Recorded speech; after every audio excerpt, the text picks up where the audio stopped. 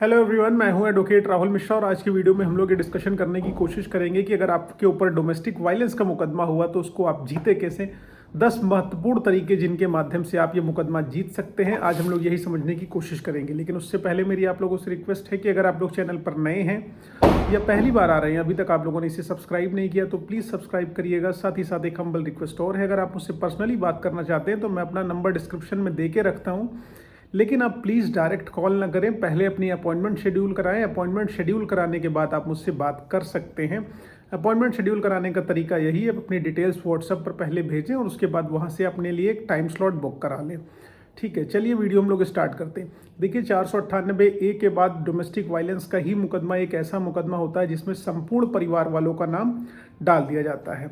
रिश्तेदारों के साथ साथ परिवार वालों का नाम भी इसमें पड़ जाता है। जैसे 498A के मुकदमे में सारे रिश्तेदार परिवार वाले, वो चाहे साथ रह रहे हो या ना रह रहे हो, वो डोमेस्टिक वायलेंस के मुकदमे में भी डाल सकते हैं, लोग डाल देते हैं। देखिए मैं आपको यहाँ पर कुछ चीज़ें डोमेस्टिक वायलेंस के मैटर के बारे में एकदम क्लियर कर दूँ। जो पहला पॉइंट है, आपको ये ध्यान रखना है जीतने के लिए कि आप अपने माइंडसेट में एकदम ये क्लियर कर लीजिए, अपने दिमाग में एकदम ये क्लियर कर लीजिए कि डोमेस्टिक वायलेंस का मुकदमा जो होता है ना क्रिमिनल नेचर का होता है ना सिविल नेचर का होता है। ठीक है, तो लोग आपको डराएंगे कि देखो क्रिमिनल मुकदमा हो गया, डोमेस्टिक वायलेंस का केस हो गया तुम्हारे अगेंस्ट, तुम्हें बेल करानी पड़ेगी, तुम्हें जेल जाना पड़ेगा, इतनी मोटी फीस मुझे दे दो।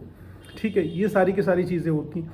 लेकिन मैं आपको एकदम क्लियर कर रहा हूँ, डोमेस्टिक वायलेंस का जैसे ही मुकदमा होता है आपको बिल्कुल नहीं टेंशन लेने की ज़रूरत है, एकदम रिलैक्स रहने की ज़रूरत है।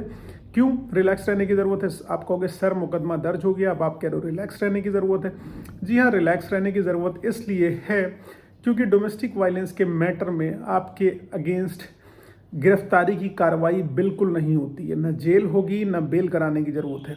तो एकदम अपने माइंड में क्लियर कर लीजिए कि गिरफ्तारी कतई नहीं होती जब तक कि आप प्रोटेक्शन ऑर्डर जो भी आपके अगेंस्ट आपकी बीवी के फेवर में पारित हुआ है उसको आप ब्रीच नहीं करते हो, तब तक के लिए।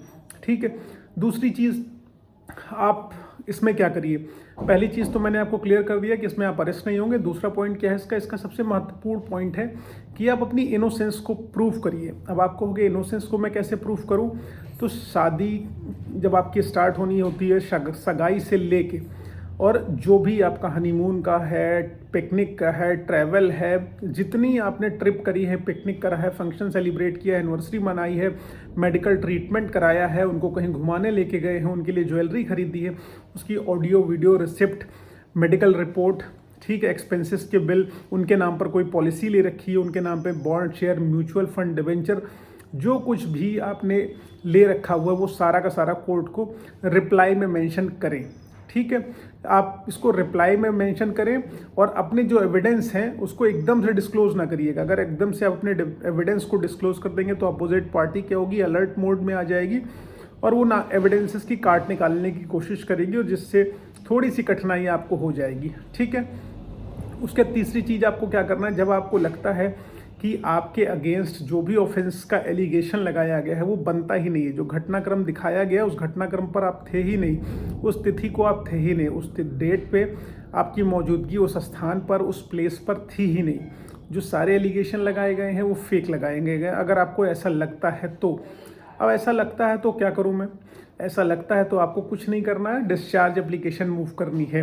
डिस्चार्ज एप्लीकेशन अगर आप मूव करते हैं तब आप अगर इसमें डिस्चार्ज हो जाते हैं, आपके एविडेंसेस अप्रोप्रिएट कोर्ट को लगते हैं, आप डिस्चार्ज मूव करते हैं तो आपका ये केस वहीं ख़त्म हो जाएगा।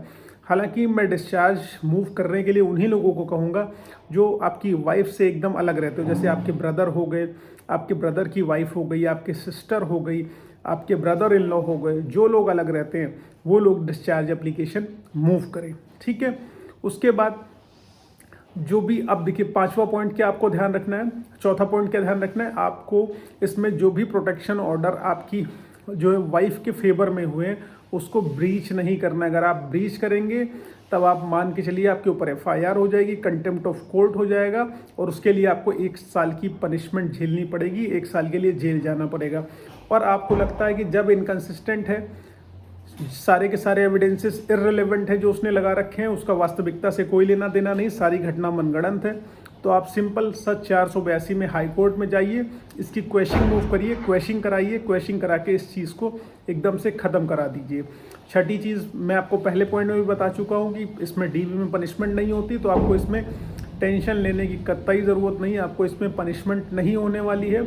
और सातवीं चीज़ क्या करनी है, आपकी वाइफ ने जो भी एलिगेशन आपके ऊपर लगा रखे हैं उसको रिप्लाई में सारे के सारे आपको डिनाई कर देने हैं, उसको एक्सेप्ट बिल्कुल भी नहीं करना है।